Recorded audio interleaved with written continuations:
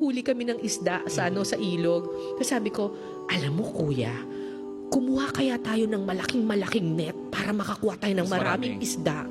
Tapos, para po bukas wala na tayong hindi tayo magugutom. Tapos sabi niya, tapos tawa sila ng tawa. Sabi nila, bakit po tayo kukuha ng marami? Hindi naman po ako, mabubusog na po ako sa isa lang. Tapos sabi ko, sayang po daming isda, kunin natin lahat.